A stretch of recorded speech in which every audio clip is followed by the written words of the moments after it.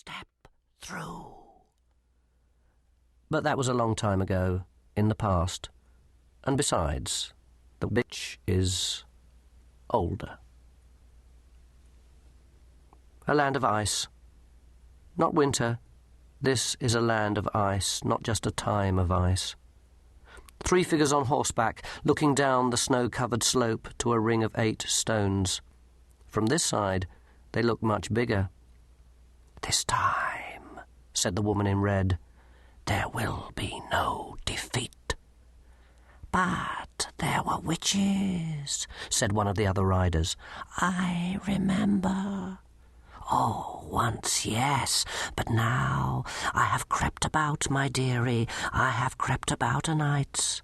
I know the witches they have now, scarce any power in them at all." The Queen smiled benevolently at the stone circle.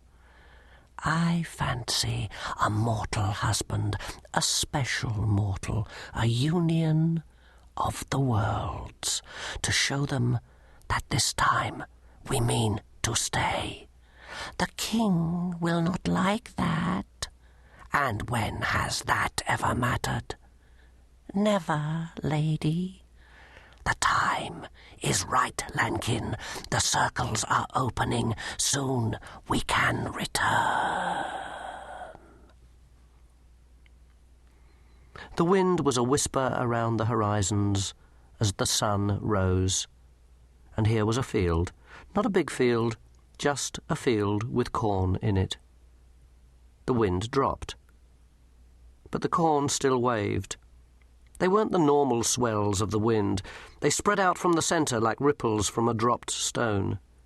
The air sizzled. Then, in the centre of the field, the young corn lay down in a circle. It's a few weeks to midsummer, and the kingdom of L'Ancre dozed in the heat. 3 dots appeared in the sky. After a while, they became identifiable as 3 female figures on broomsticks, flying in a manner reminiscent of the famous plaster ducks. Observe them closely. The first one flies sitting bolt upright. She has features that would generally be described as striking, even handsome, but she couldn't be called beautiful, at least by anyone who didn't want their nose to grow by 3 feet. The second is dumpy and bandy-legged, with a face like an apple that's been left for too long.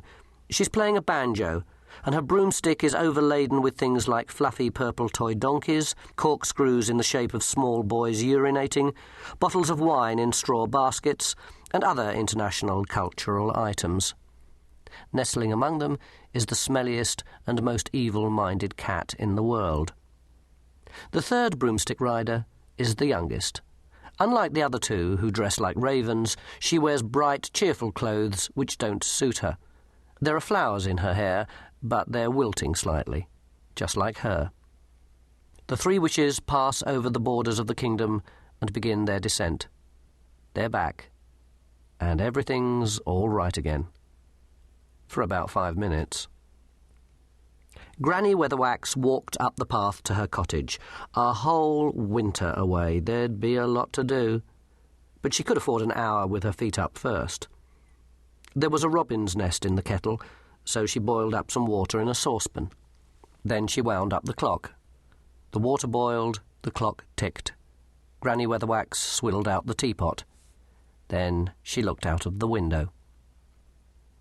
Nanny Ogg, balanced carefully on a stool, ran a finger along the top of the dresser, then inspected the finger. It was spotless. Seems to be moderately clean." The daughters-in-law shivered with relief.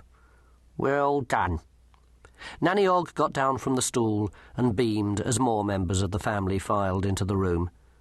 Jason Ogg pushed his youngest son forward. Pusey Ogg, aged 4, was holding something in his hands. "What you got there, then? Show your nan." Pusey held it up. "My word, you have been a—" And it happened right there, right then, right in front of her. And then there was Magrat. She'd been away 8 months. Technically, she was engaged to the king. Well, not exactly.